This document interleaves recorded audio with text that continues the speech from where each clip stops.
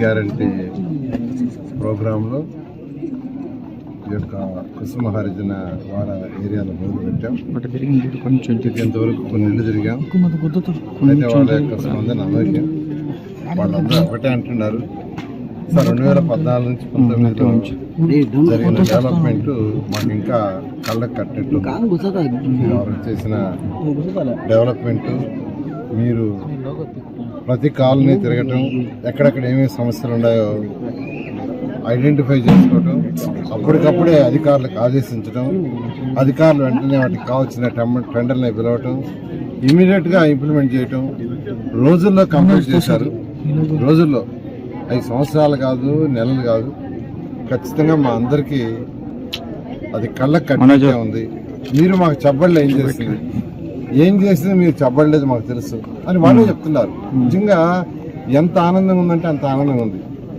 జనరల్గా ఏంటంటే ఓటు పోయినప్పుడు మేము అది ఇచ్చేసాం మా కోటేయండి అని అడగాల, కానీ ఇక్కడ రివర్స్గా ఉంది. వాళ్ళే మీరు ఎండ్ రోడ్స్ ఆ పదవి అసలు యాక్చువల్గా నెల్లూరు 54 డివిజన్లో అందరి మైండ్లో ఫిక్స్ అయిపోయినట్టుంది. ఎండ్ రోడ్స్ అంటే ఈ చివరి నుంచి ఆ చివరి దాకా ఎందుకు రోడ్లు వేసామంటే మట్టి లేని రోడ్లు ఉంటాయి. అంటే రోడ్లలో కార్లు కానీ, బస్సులు కానీ, సైకిళ్ళు కానీ, ఆటోలు కానీ ఏవైనా దుమ్ము లేకుండా ఉండాలంటే ఎండ్ రోడ్స్ ఉండాలి. ఆ చివరి నుంచి ఈ చివరికి, ఆ చివరి ఒక 5 అడుగులు, ఈ చివరి 5 అడుగులు వదిలేసిన 2 వెహికల్స్ వచ్చినప్పుడు ఒక వెహికల్ మట్టి మీద పోయి మన రోడ్డు మీద తీసుకొచ్చి చదువుతుంది. ఆ వెనకాల వచ్చే దాన్ని తొక్కుంటా పోతాయి, దుమ్ము లేస్తుంది. దుమ్ము లేని నెల్లూరు సిటీని చేయాలని ఆ రోజు ఎండ్ రోడ్ ప్లాన్ చేశాం. ఎందుకంటే డెవలప్డ్ కంట్రీస్ అన్ని ఎక్కడైనా తీసుకోండి, అన్నిట్లో అదే విధంగా ఉంటుంది. అదేవిధంగా మీకు అందరికీ తెలుసు, అండర్ గ్రౌండ్ సివరేజ్, దోమలు లేని నెల్లూరు సిటీ చేయాలి. 54 డివిజన్లో ఎక్కడ దోమలు ఉండకూడదు. దోమలు ఉండకూడదు అంటే అండర్ గ్రౌండ్ సివరేజ్ ఒకటే మార్గం. డెవలప్డ్ కంట్రీస్ లో దోమలు చాలా చాలా తక్కువ ఉంటాయి. ఎందుకంటే ఎక్కడ వాటికి ఆస్కారం ఉండదు. ఇళ్లలో, బాత్రూమ్లో కానీ, టాయిలెట్స్ లో కానీ, వంటగదిలో నీళ్ళంతా భూమి లోపల పైపుల్లో ఎక్కడికి వెళ్ళిపోతాయి. అక్కడ మళ్ళీ ట్రీట్ చేస్తారు, దాన్ని ట్రీట్ చేసి బయటకు వదులుతారు. అలాంటి సిస్టమ్ నెల్లూరు తీసుకొచ్చే నెల్లూరు సిటీ 54 డివిజన్లకి అది 90% అయింది. కొద్దిగా మిగిలిపోయింది, దాన్ని వదిలేశారు. డ్రింకింగ్ వాటర్ నేను చెప్పలే, మనుషులకి జబ్బులు తగ్గాలంటే డ్రింకింగ్ వాటర్ స్వచ్ఛమైనది ఉండాలి. ఎవరైనా కోరుకునేది స్వచ్ఛమైన నీరు. ప్రతిరోజు ప్రతి ఒక్కరు అంటే ప్రతి మనిషి బతకాలంటే నీరు అనేది మస్ట్. నీరు అనేది లేకుండా ఎవరు బతకలేరు. ఆ నీరు స్వచ్ఛంగా ఉంటే సగం జబ్బులు తగ్గుతాయి. అందుకనే సంగం బ్యారేజ్ నుంచి 37 కిలోమీటర్లు లైన్ వేసాం, ప్రతి ఇంటికి కనెక్షన్ ఇచ్చాం. దాన్ని ప్రజలు గుర్తు చేస్తున్నారు. వాళ్ళు బ్లూ పైప్ లైన్ అంటున్నారు, బ్లూ లైన్లు. సార్ మీరు వేసిన బ్లూ లైన్ చూడండి అట్టే ఉన్నాయి, వాటికి పూర్తిగా వాటర్ కనెక్షన్ ఇవ్వలేదని. అది కూడా ఈ ప్రభుత్వం చేసిన తప్పు. ఎందుకంటే ప్రజలకి, ప్రతి మనిషికి కూడు, గుడ్డ, నీడ, ఆ తర్వాత ఇన్ఫ్రాస్ట్రక్చర్, అది చేయాల్సిన బాధ్యత మున్సిపాలిటీస్ది, ప్రభుత్వానికి. దాన్ని దృష్టిలో పెట్టుకుని నెల్లూరులో అనేక కార్యక్రమాలు చేశాం.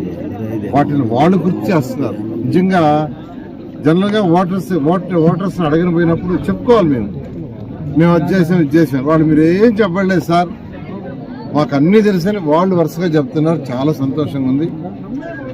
నిజంగా ఈ యొక్క వార్డులో కొంచెం ఎక్కువ మంది పూర్ పీపుల్ కూడా ఉన్నారు.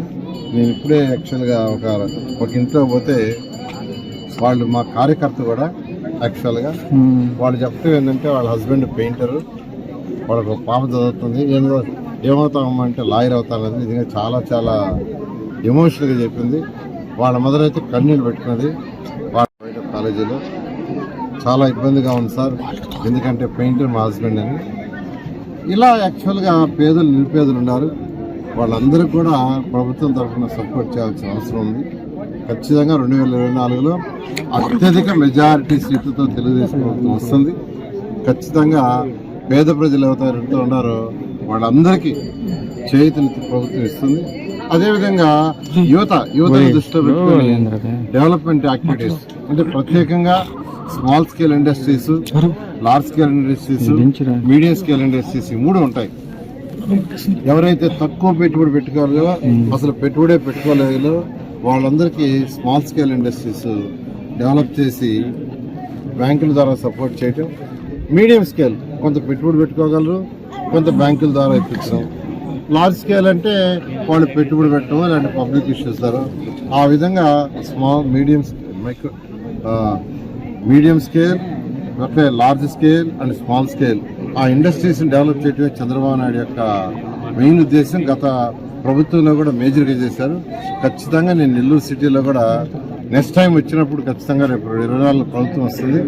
నెల్లూరు సిటీలో ప్రజలకి ఎవరైతే ఇప్పుడు చదువుకుంటున్నారో యువత వాళ్ళందరికీ అవసరమైన వాళ్ళకి small scale, large scale, medium scale మీద దృష్టి పెట్టి వాళ్ళ ఆదాయాన్ని రాబోయే 5 సంవత్సరాలు రెట్టింపు అయ్యేటట్టుగా చేయడం జరుగుతుంది.